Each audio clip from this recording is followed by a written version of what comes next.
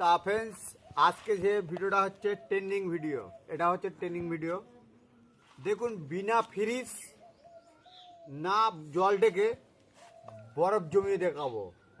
তা এই ভিডিওটা আমি ফেসবুকেও দেখেছি, ইউটিউবেও দেখেছি, তাই আজকে নিজে হাতেই করছি।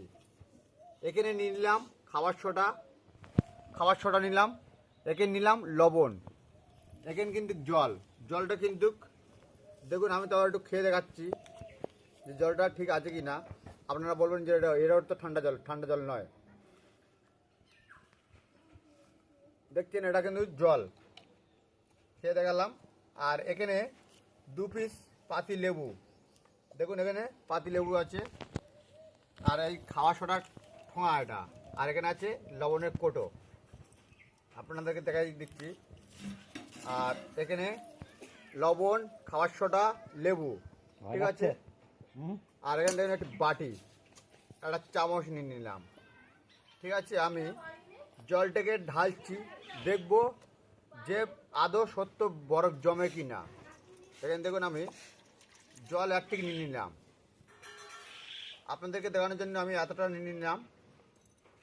আর আমি এতটা খাবার সোডা নিয়ে নিলাম, এই হচ্ছে খাবার সোডা দিয়ে দিলাম।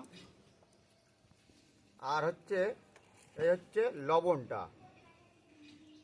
লবণটাও দিয়ে দিলাম। আর এতে একটু লবণ ওই লেবু দিয়ে দিলাম, যে আদৌ জমে গিয়ে এটা বরফ তৈরি হবে। হতে এটা কি সম্ভব বিনা ফ্রিজ ছাড়া?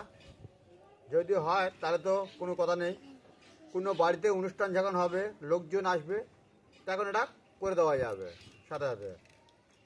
এখানে লেবু দিয়ে দিলাম, তাই এখানে এটা একটু নাড়ছি, আমি নেড়ে নেড়ে দেখছি যে বরফটা আদৌ জমে কি না।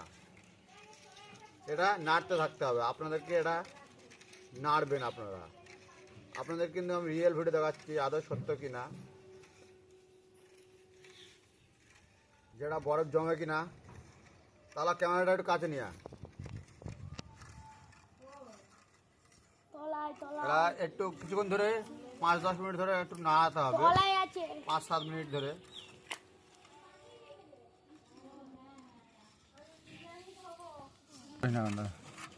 তা এটা এখনো নাড়ছি অলরেডি, আমরা দেখছেন এটা নাড়তেই হবে আপনাদের অনেকক্ষণ ধরে। কতক্ষণ ধরে?